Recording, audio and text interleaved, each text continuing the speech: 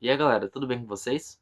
No vídeo de hoje nós teremos o 8º episódio da nossa série do Entre Sombras e Mistérios. Série essa que eu criei aqui para o canal no intuito de ler em um mês livros de Agatha Christie e no outro mês livros do Stephen King. E como vocês viram pela própria thumbnail do vídeo, hoje eu vou estar falando aqui para vocês sobre o livro Jogo Perigoso do mestre do horror internacional Stephen King. Eu ainda estou aqui com as minhas algemas, né? Pela própria thumbnail vocês viram. Eu não sei se eu falei pra vocês alguma vez aqui no canal, mas eu faço a thumb antes de gravar o vídeo. Porque provavelmente no final do vídeo eu vou estar esbaforido de tanto falar. Só vou querer me sentar confortavelmente ou me deitar na minha cama para editar o vídeo. E aí então eu ainda estou aqui com as algemas, que tem tudo a ver. Ela é literalmente o ponto central, a peça-chave, a peça do quebra-cabeça que faltava, né, que falta e monta toda a história de Jogo Perigoso, um livro de suspense, drama, reviravolta, terror, tensão e suspense psicológico assim extremo. Eu confesso para vocês que quando eu comecei a ler o livro, eu comecei com aquela sensação de tipo assim, bom, Jogo Perigoso, um livro que vai falar sobre uma relação que vai terminar de uma maneira, uma relação sexual, enfim, que vai terminar de uma maneira trágica, onde a mulher vai ficar presa na cama, parecia uma coisa muito tipo, sabe? Uma coisa nada a ver na minha cabeça, ia ser um livro lento, que ia demorar para acontecer as coisas, que eu ia ficar entediado com a leitura. Só que foi totalmente o contrário, esse livro mexeu muito com a minha cabeça. E ele não mexeu por conta da história principal, ele mexeu por conta de todas as reviravoltas que acontecem na história durante a leitura. Então, se você quer saber uma resenha sem spoilers e depois no final uma resenha com spoilers sobre o livro Jogo Perigoso do Mestre do Horror Stephen King, eu já vou pedir para você deixar o seu like, se inscrever no canal e ativar o sininho da notificação para não perder nenhum vídeo novo. Bora pro vídeo que eu tenho muita coisa, mas eu tenho muita coisa mesmo para falar sobre esse livro aqui para vocês. Mas antes, fiquem com a intro do canal.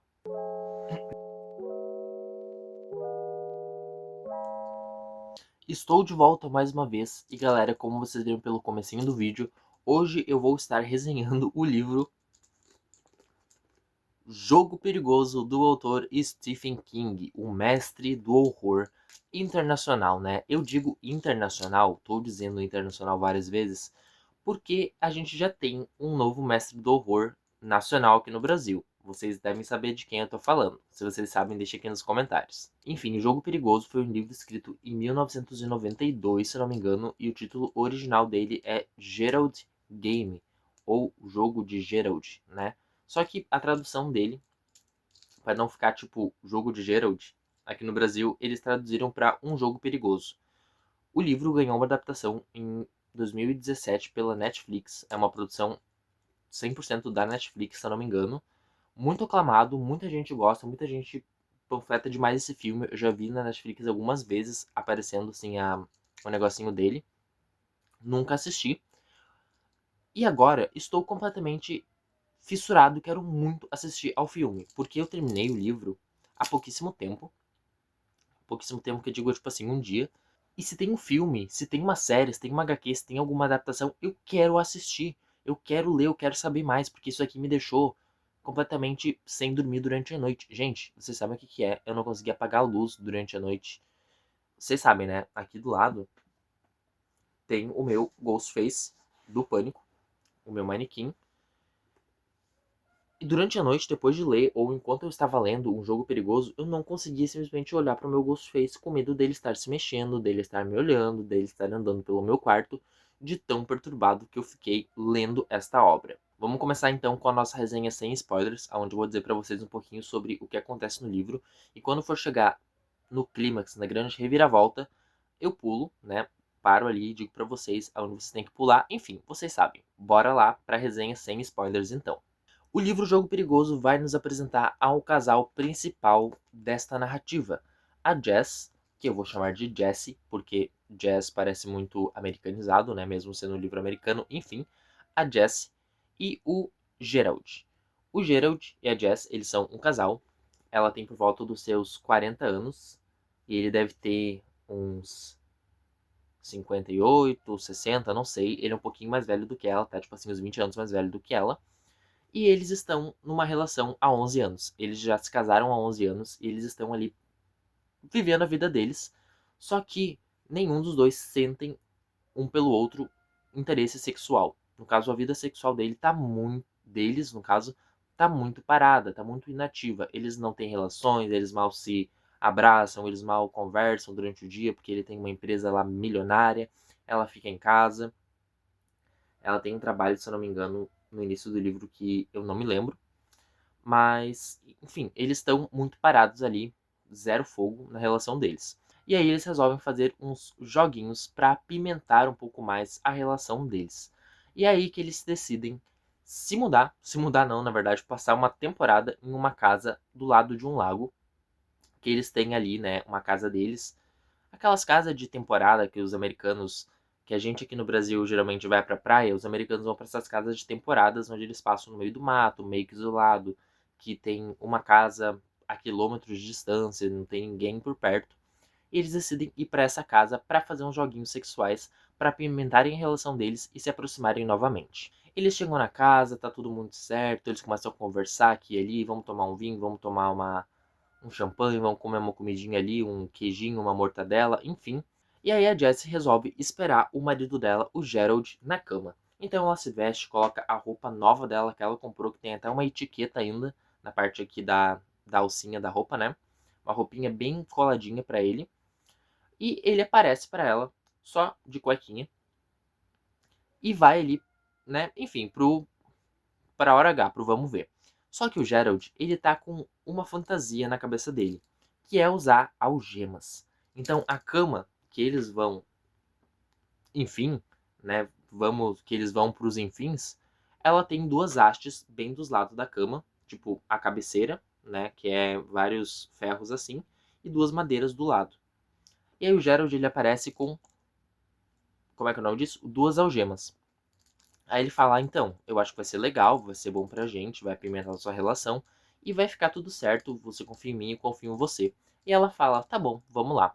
Então ele bota uma algema na mão dela, bota na cama. Bota uma algema na mão dela, bota na cama, no outro lado. E ela fica praticamente sem conseguir se mexer. O Gerald, então, ele começa ali a fazer as libidinagens dele e ele acaba pedindo para ela gritar, para ela chamar socorro, como se ela estivesse sendo atacada por um predador. E isso já é um pouco bizarro. Ela fala, tipo, não, não vou fazer isso. Tipo, o que tu tá tentando fazer que isso pareça? E ele fica, não, mas é exatamente isso. É pra parecer que você está em perigo e eu vou te atacar. Isso já começa a ser um pouco problemático, né? Aí eu já parei o livro e pensei, o quê? Ele tá pedindo literalmente pra ela encenar isso? E aí ela fica apavorada. Ela fala, eu não vou brincar disso, eu não gosto disso, isso é bizarro que você tá fazendo, sai de cima de mim. E o Gerald, se eu não me engano, ele tá tomando azulzinho, né? Porque ele já é bem mais velho, enfim. E aí ele toma dois. Tipo, um ele toma quando eles chegam na casa. E o outro ele toma na hora do vamos ver. E aí eles estão ali nessa disputa. Ela tá, tipo, braba querendo se libertar. Porque as algemas não são de plástico, são de metal, são de verdade. E as chaves estão bem longe dela. E ele não quer, ele quer fazer a brincadeira doentia dele ali com ela, algemada, gritando, pedindo ajuda e ele atacando ela. E aí ela, meio que pra dar um empurrão nele, ela usa a perna e chuta meio que o peito dele. E nessa hora ele começa, tipo, a convulsionar. E ele acaba tendo um ataque do coração e morre em cima dela.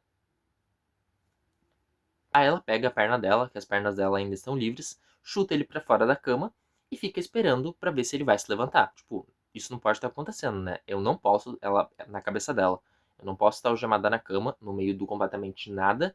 As portas estão abertas, as janelas estão abertas e o meu marido teve um ataque do coração. Isso não pode estar acontecendo. E ela fica durante horas chamando ele. E quando ele realmente cai da cama, ele bate com a cabeçona dele no chão. E ela vê uma poça de sangue se formando. Passa um tempo, umas 5, 6 horas, e ela ainda tá naquela posição. Só que não é tão perto, né? Porque, tipo, enfim, ela tá com os braços bem abertos assim, naquela posição parada, sentada, esperando ele acordar. E ele não acorda. E aí uma coisa um tanto quanto perturbadora acontece. Ela ouve passos entrando na casa. E aí quando ela olha para a porta do quarto pensando, meu Deus, alguém vai me ajudar ou alguém vai me matar agora, entra um cachorro vira-lata que eles tinham visto na estrada há um tempo atrás, que estava comendo ali um cadáver de gambá. E aí ela pensa, ufa, graças a Deus é só um cachorro. E aí, a parte que eu paro, porque a partir de agora vai começar os spoilers bombásticos. Então, se você não quer saber nada que acontece depois da parte que o Gerald morre, eu vou pedir para você pular para esse minutinho que eu vou estar deixando aqui em cima, que vai ser a nota final e depois os agradecimentos do vídeo.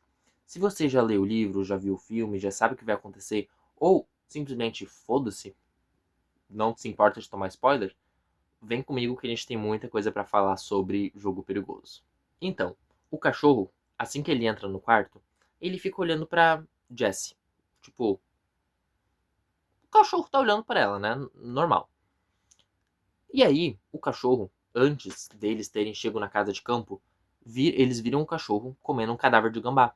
E esse cadáver de gambá tava todo esgualepado porque tinha provavelmente sido atropelado. E aí esse cachorro, ele vai farejando e ele encontra o Gerald, que na verdade tá, tipo, literalmente na frente do cachorro já.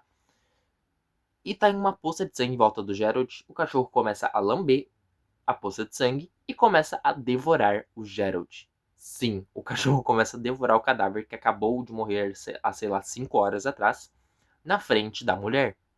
Da mulher do Gerald, no caso da Jessie.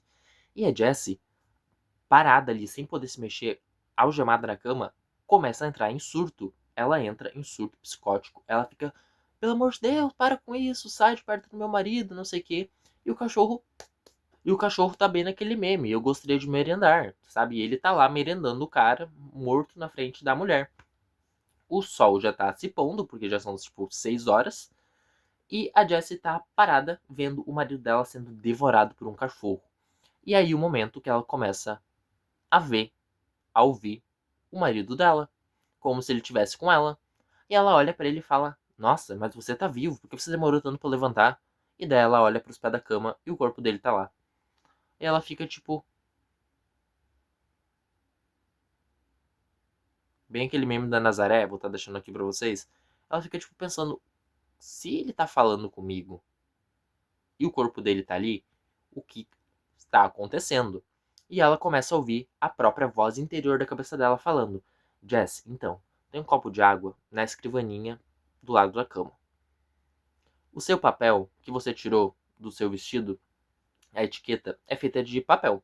Você pode enrolar, fazer um canudinho, pegar o copo com a sua mão, botar o canudinho na boca com essa e tomar o copo, né? Tomar água naquele copo de lá que você não consegue alcançar na sua boca. Se você quiser, você pode tentar tirar um negócio, né? Algema por cima, mas a algema não passa. Tem um livro ali se você quiser tirar no cachorro. Se você quiser também, você pode dormir e se recompor até amanhã. E aí amanhã você acorda, tenta chamar alguém, que já vai ser de dia. E ela fica nessas, a voz interior dela falando para ela fazer as coisas e o Gerald interior dela dizendo que ela é uma vagabunda, dizendo que ela nunca teve sal, que nunca teve graça, que ele só ficou com ela por pena, que ele tinha aquelas fantasias doidas mesmo, porque era mais, enfim, excitante para ele ouvir ela gritar do que ela ficar quieta que nem ela fazia nas outras vezes, e começa a descascar ela e a voz interior começa a debater com ele. É uma loucura, uma loucura. E aí ela já tá desidratada, mesmo tendo tomado ali um pouquinho de água, feito aquele negócio do canudo, que é uma cena angustiante pra caramba, dela enrolando o canudo com os 2 dedos, assim, com a mão, tipo, nessa distância, vai depois, tipo, fazer assim, se esticar ao máximo pra botar na boca, depois tomar água. São cenas arrepiantes, gente. São cenas e, assim, ó, não tem nem como descrever. Porque o King, vocês sabem, o King ele descreve muito. Não é à toa que tem 2 livros imensos, né? O Dança da Morte aqui e o A Coisa aqui, que são livros imensos que tem muita descrição de cenário, de personagem, de acontecimento, de evento, de tempo, de tudo. E nesse livro, mesmo ele sendo curto, ele tem 332 páginas, as coisas demoram a acontecer e ao mesmo tempo acontecem rápido. Eu não sei explicar, eu não sei literalmente explicar pra vocês como esse livro mexeu comigo. Aí depois que Jessie ela conseguiu tomar um pouquinho de água e ficou um pouquinho hidratada, ela pensa, cara, eu vou dormir pra me recuperar pro dia de amanhã. Aí ela tá dormindo. E aí ela escuta o cachorro fazendo, tipo, um. Sabe quando o cachorro fica, tipo, fazendo grunhidos? Ele não tá latindo, ele não tá rosnando, mas ele tá fazendo grunhido. Tipo, como se ele estivesse gemendo. E ela acorda com o grunhido do cachorro, olha pro lado e o cachorro já não tá mais ali. A janela do quarto estavam com os vidros entreabertos, tipo, uma fresta assim aberta. Então entrava a luz do luar e as cortinas na janela, tá? Então ela consegue enxergar uma visão muito pouca, ela consegue enxergar 20% do quarto. E ela olha e o cachorro não tá mais ali. E o marido dela ainda tá morto no chão. E lá ao fundo, do lado do roupeiro, ela enxerga uma silhueta enorme. Como se tivesse alguém de uns, sei lá, uns 3 metros de altura, um pé grande, parado do lado do armário. E esse pé grande, que não é um pé grande exatamente, né, só pela altura, tá encarando ela. E ele começa a andar. E ela fecha o olho e fala: Não, você é só um pesadelo, você é só um pesadelo. Eu só tô imaginando coisa porque eu tô apavoradíssima. E esse pé grande, que eu vou chamar de pé grande, começa a andar pra perto dela, para na frente da cama e mostra pra ela uma espécie de baú. Ela olha e consegue enxergar ele nitidamente. Ele é tipo um homem muito alto, que tá vestindo uns farrapos assim de roupa. Ele é careca, não tem cabelo. E ele tem mãos extremamente grandes e tá segurando ali um baú, onde ele abre e mostra vários ossos, várias peças humanas, coisas bizarras, assim como um Leatherface do Massacre da Serra Elétrica. E ela olha para aquilo e fala: Meu Deus. E ela fecha o olho e começa a tentar imaginar assim que ela não tá ali e ele desaparece. E aí no dia seguinte ela acorda, bebe um pouquinho da água e começa a ouvir as vozes de novo. O marido dela e ela falando com ela internamente na cabeça dela. E aí o Gerald fala: Então, você vai ter que sair daqui durante esse dia. Porque se chegar à noite, o teu visitante vai voltar para te assombrar. Aí ela fala: Não, não vai não, porque ele é um pesadelo, ele não é real, ele nunca esteve aqui, ele é tudo fruto da minha imaginação. Isso não está acontecendo, você não é real, eu não sou real também, eu já devo ter até morrido aqui, eu só tô pagando no inferno. E aí a voz dela e o Gerald começam a debater de novo na cabeça dela. E em meio a tudo isso, ela começa a reviver traumas passados da infância dela. Esse é um gatilho extremamente pesadíssimo do livro, que é durante um eclipse que acontece no Maine. Óbvio, né? Tinha que ser no Maine. Tinha que se passar no Maine. A família dela, e os irmãos dela, junto com a mãe e junto com o pai, foram passar uma temporada numa casa de lago. A mãe e os irmãos foram fazer um passeio de barco, alguma coisa assim, e ela ficou na casa com o pai. E tava passando um eclipse, tipo, a lua ia tampar o sol, ia ficar tudo vermelho, assim, durante um tempo, tudo alaranjado, sei lá.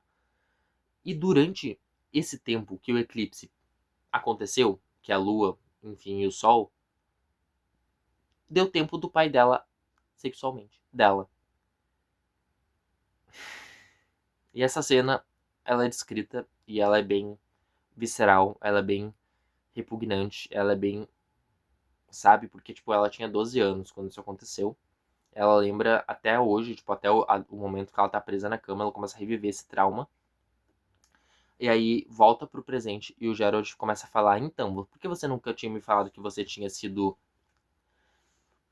Era só você ter falado que eu tinha parado com a brincadeira, eu tinha parado com o meu fetiche. E daí ela fala, tipo, pelo amor de Deus, eu nunca ia falar isso pra ninguém, eu jamais falaria isso pra alguém. E aí. Ai, gente, é pesadíssimo, tá? É bizarro essa cena. Eu gostaria de esquecer ela, que não tivesse. Eu vou assistir o filme. Se tiver isso, eu vou parar o filme. Eu não vou assistir mais. Não, mentira. Eu vou assistir, mas a cabeça da gente é bem pior, né? A imaginação da gente é bem pior. E o que o Stephen King realmente descreve é bem bizarro. Mais uma noite chega e a Jessie tá lá presa na cama, sem saber o que fazer. Mais uma noite que ela começa a ouvir sussurros, tipo. E ela olha pros lados, o cachorro não tá mais lá. Ela olha pro outro lado, o cachorro não tá mais lá. E ela vê de novo a figura com o baú. Mostra o baú pra ela, os ossos. Ela fecha o olho, a figura dá 2 passos. Ela fecha o olho, a figura chega perto. Ela abre o olho, desapareceu. Não tem mais nada ali. E ela começa a ter essas alucinações toda hora. E ela pensa, cara, que desgraça, eu devo estar realmente no purgatório, sei lá, esperando a minha alma ir pro inferno, porque como é que eu tô vendo essa desgraça todas as noites? Tipo, é a segunda noite já, e ela tá vendo aquela mesma figura horrenda que não tem como ser real. E aí, na terceira noite, no terceiro dia, o Gerald e a voz interior da cabeça dela falam: então, sobre a figura, eu acho melhor você realmente, né, sair daqui, porque senão na próxima noite ele vai vir e vai te matar. E ela fala: não, não vai não, ele não é real. E aí o Gerald fala assim: então, olha pro chão. Aí ela olha pro chão e vê o que? Pegadas, né, do cachorro, no caso as patinhas de 3 dedos, mais a pantufinha aqui do cachorro, sujas de sangue, porque no caso o cachorro pisou no sangue do Gerald e espalhou pelo quarto conforme ele foi andando. Só que não tem só a pegada do cachorro, tem uma pegada humana do lado do cachorro, circulando no quarto, em volta da cama dela, do lado da cama dela, na frente da cama dela. E ela olha a pegada e ela pensa: puta que pariu, como assim? E ela pensa: não, vai ter que ser agora, eu vou ter que sair daqui agora. E aí o que acontece? Ela lembra de alguma coisa que aconteceu no passado dela, ela consegue se automutilar, né? Ela consegue, tipo, ui, não gosto nem de pensar na cena, cortar um pedaço daqui pra pela algema e ela consegue fugir. Aí ela vai lá, quebra a outra madeira da cama, ela vai lá, tira outra algema, ela faz um negócio lá, ela faz enfaixa o negócio aqui, dá 2 passos e desmaia. Ela desmaia, ela acorda de noite. Ela acorda, o cachorro que tá ainda devorando o marido dela, olha pra ela e olha pra porta. E aí o cachorro pega e vai pra baixo da cama, com medo de alguma coisa. E aí ela pensa, tipo assim, cara, eu fiquei 3 dias aqui sem água, sem comida, sem ir no banheiro, sem vivendo aqui que nem uma filha da mãe. E eu não tenho medo de nada. Se o meu pesadelo aparecer, eu vou dizer pra ele que ele é um pesadelo e ele vai desaparecer. E ela pega, dá 2 passos, olha em direção à porta e tá lá a figura de 3 metros de altura, parado, olhando pra ela. Careca, com uns frangalhos de roupa, segurando um baúzinho cheio de esqueletos e ossos. Aí ela olha pra ele, vai andando até ele, tira a aliança do dedo dela, coloca no baú e diz assim: você não é real, você é apenas uma alucinação. Mas fica aqui com meu anel, com minha aliança. E vira as costas e vai embora. Pega o carro e ó, mete o pé. O carro acaba batendo, ela acaba sendo hospitalizada porque ela já tá muito lesada, coitada. E aí a gente tem um salto temporal dela no futuro. E no futuro ela está escrevendo uma carta, né? Que na verdade é o início de um livro. A diagramação muda drasticamente. Cadê o início? Aqui. Aqui é o final do livro, tá? Do Jogo Perigoso. E aí, conforme vai passando as páginas, a diagramação ela começa a diminuir. Eu vou mostrar para vocês em tempo real. Aqui, ó. Já diminuiu. Opa. Olhem essa diagramação e olhem essa. É menor. Dá para ver? A Arial diferente. A fonte diferente, a Arial. Que é a parte que a Jessie está escrevendo.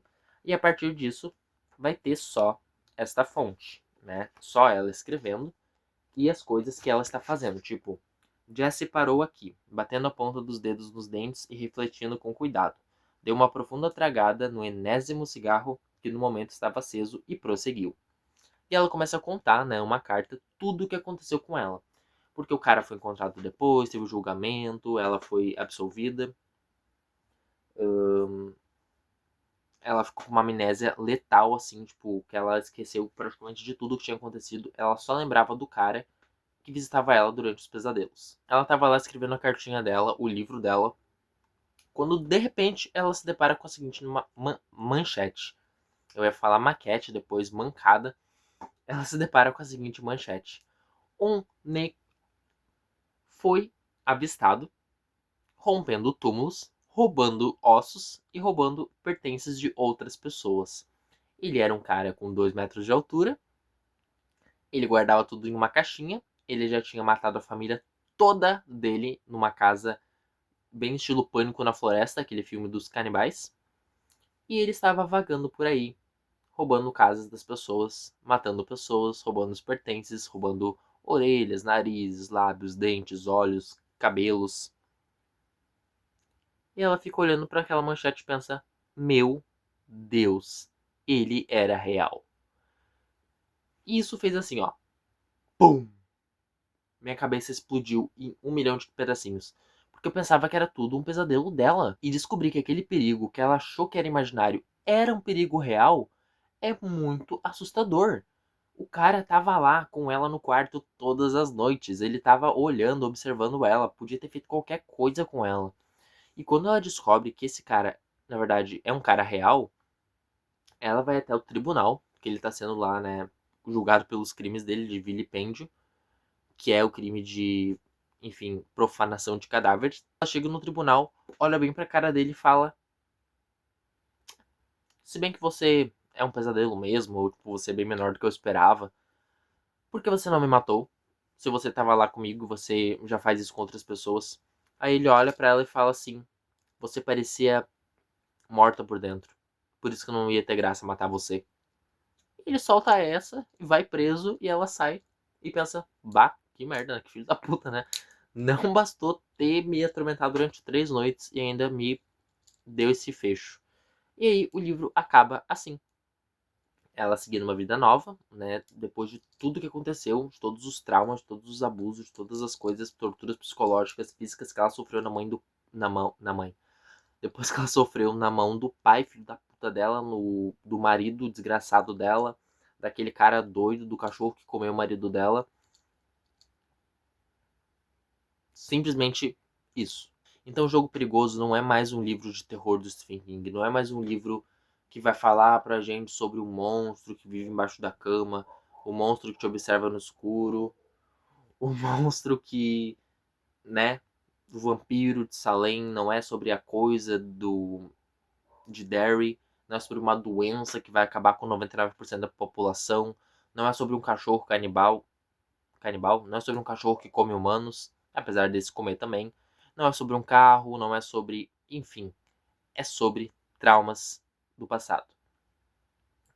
O ponto mais forte da história, ou o mais baixo da história, mais pesado, é o ponto que a Jessie tá amarrada e ela tá lembrando dos abusos que ela sofreu na infância. Esse é o ponto mais bizarro da história, gente. Isso é o que mais deve ser comentado nos dias de hoje. Antigamente eu acho que as pessoas não falavam tanto sobre isso, mas hoje a gente fala. Eu não sei o que dizer. Eu não sei o que dizer. Sinceramente, isso aqui foi ouro. Isso aqui foi um achado, foi um ouro encontrado no meio de um monte de ouro de tolo. Sinceramente, porque eu tava dando zero expectativas com esse livro e a nota passou assim, ó, foi pro eclipse, literalmente. Bom, e a nota final, então, que eu dei pro livro Um Jogo Perigoso, do Stephen King, o mestre do horror internacional, foi 5 estrelas favoritado. Gente, eu tô muito ansioso para assistir o filme, quero muito assistir, se pá que eu não vou nem editar esse vídeo agora, eu vou assistir o filme, porque eu estou muito curioso para saber como é que vai ser adaptado isso, o que eles vão adaptar, se vai ser tão bem adaptado. Eu quero muito ver o Pé Grande, né? Quem viu parte com spoilers vai entender o que eu tô dizendo, vai entender o código Morse que eu tô usando do Pé Grande. Eu quero muito saber. Sinceramente, esse livro foi um achado. Bom, galera, então o vídeo foi esse. Eu espero muito que vocês tenham gostado. Acompanhe o canal, logo mais nós teremos o Lidos do Mês, né? Lidos extras do mês de agosto. Estou fazendo várias e várias leituras. Também teremos no mês que vem.